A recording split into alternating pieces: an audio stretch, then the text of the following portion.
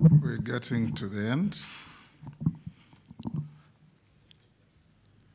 There was a lady who lost her husband, and she went to collect insurance cover. And in the report of the coroner,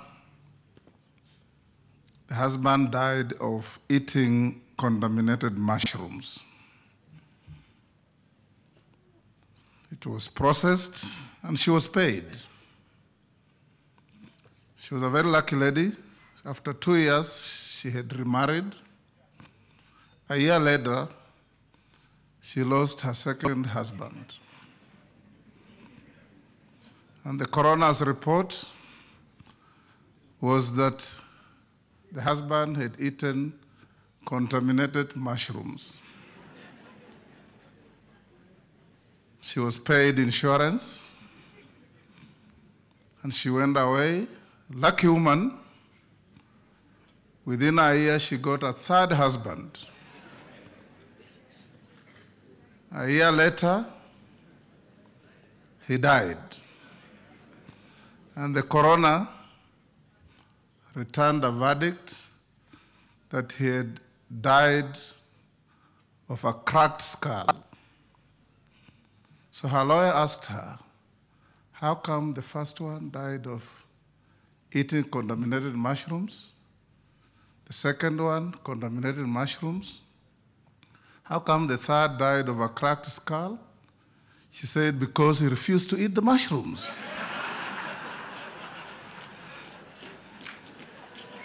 Allow me to invite my brother Reggie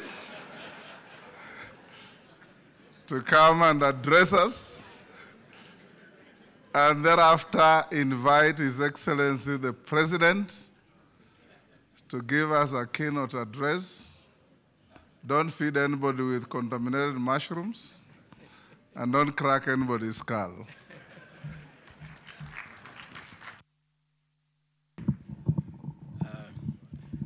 Your Excellency, the President of the Republic of Kenya, Dr. William Ruto, Your Excellency, the First Lady, Mama Richu Ruto, our keynote speaker, Lord Hastings, members of Parliament, the speakers of the National Assembly, good morning. God is good. And all the time. Nisalimiani kwa Bwana Yesu asifiwe. Your Excellency, we want to request the Speaker of the National Assembly, very respectively, not to incite our women who have insurances to get funny ideas. Because I don't know how appropriate that speech was all about. Luckily for me, mine is a pastor. I don't think she can be incited. Your Excellency, we are happy to be here. And for those probably who doubt my faith, because I don't have a baptism name, I was actually baptized. My name's Geoffrey. It's only along the way, when I was Geoffrey, I was an administrator to rule over people. When I decided in life to change my job description to serve the people, I needed to change the name so that I have a change of identity in my new job description. And for you to know that I'm really a Christian, you have the evidence I'm married to a pastor. The Speaker of the National Assembly, I beseech you, and I'm grateful you invited me here. But when you invite me for an occasion, I request you to be considerate. Upunguze kizungu kidogo, ndio niweze kuelewa ile ambayo unasema. Your Excellency, the theme of reconciling with God and men could not be more appropriate for our country. I want to give a testimony that the President, on ascending to the high office, has led this country in forgiveness and reconciliation. Most of us who work around him had great difficulties with that approach. But along the way, he has persuaded us, and we are now aligned that reconciliation is the way to go for the betterment of this country. The president has exercised magnanimity in victory against the expectations of many people who witnessed the persecution that he was subjected to, the harassment, the intimidation, had expected him to go hammer and tongs for his tormentors and persecutors. He shocked all of us when he insisted that he is a Christian, and the Bible has taught him that forgiveness is a calling from God, and he decided to lead this country by giving leadership in forgiveness and matters of reconciliation. His first appointment on being sworn in as president, he shocked all of us. His first appointment was to a man who had made it difficult for him to rise to the presidency. But he was forgiving, he was magnanimous, and that was it. Many people would have expected by now that all those who stood in his path to leadership would be dealt with the way his people are being dealt with. Being arrested, taken to court, being harassed by KRA, but the president decided, in accordance with the teachings of the Bible, that we need to reconcile this nation. And that is why we have a peaceful country. And Your Excellency, we want to thank you for carrying us along. One example, it may look small, but it was very inspiring to those of us who work with the president. The last prayer breakfast here was a very toxic affair, full of tension and hatred. The president today, who was deputy president, would not sit on the same table with his boss.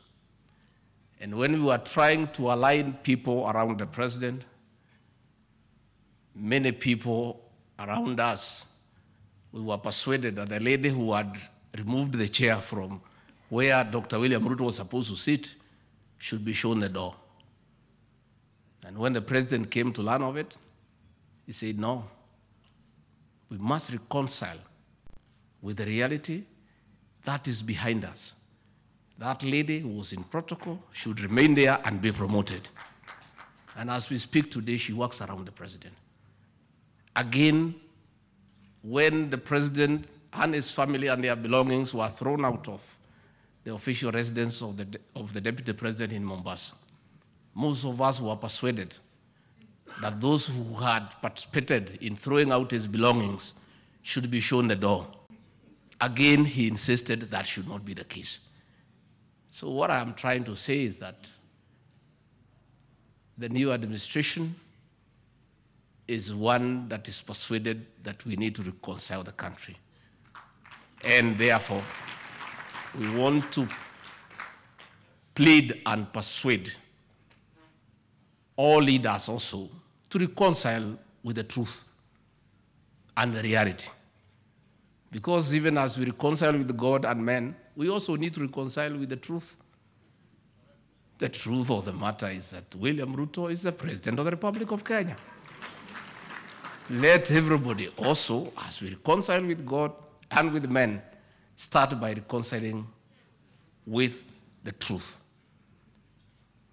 I was very impressed the other day to see the women rep of Nairobi, Honorable Pasaris, reconciling with the truth in Nairobi that 70% of the people she leads live in the slums. And it would not be wise for her as a leader to oppose a program that is going to remove the people she leads from the slums to dignity. We are therefore asking everybody, as we reconcile with God and with men, let us also reconcile with truth and reality. Your Excellency, when we were seated there, you were a bit concerned ya kwamba hawa waliongea hapa wameumiza Kimani Ichung'wa kidogo. But Your Excellency, you and I also need to reconcile with Kimani Ichung'wa because he has not been very nice to us. You know, Kimani Ichung'wa was in Alliance High School.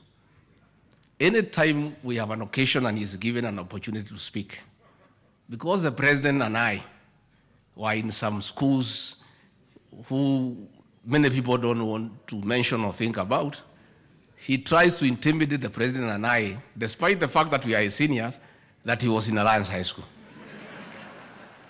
Lakini sasa wewe, ndugu yangu Kimani Ichung'wa, hata kama ulikuwa Alliance na mimi sikuwa huko, uniheshimu kidogo. Kwa sababu, hiyo Alliance yako hiyo, they say that the people from Alliance boys and girls are top. Mimi niliingia hiyo Alliance yako, Alliance girls. Nikachanganya mtoto ya mwenyewe, nikaweka box, ni bibi yangu leo. So between me and these guys who went to Alliance, who is more superior?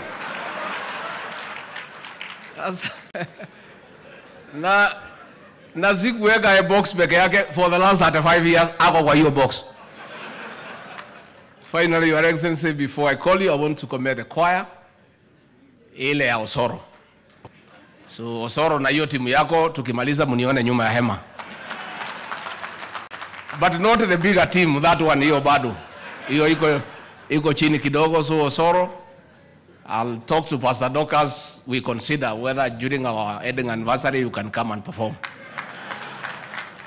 Lakini mjumbe wetu moja hapo alikuwa anaitwa Kagushia, ameniangusha. Alikuwa hana uniform. Mimi najua uchaguzi ulikuwa ngumu, lakini hujaishiwa hiyo kiasi. So wewe unione mwisho wa mwezi nikupange uniform so that you don't embarrass the people of Nyeri. So Your Excellency, we are happy today. It's a happy moment for the country with the era of reconciliation and forgiveness that you have led us as our leader. And all of us are persuaded and we want to move into that direction.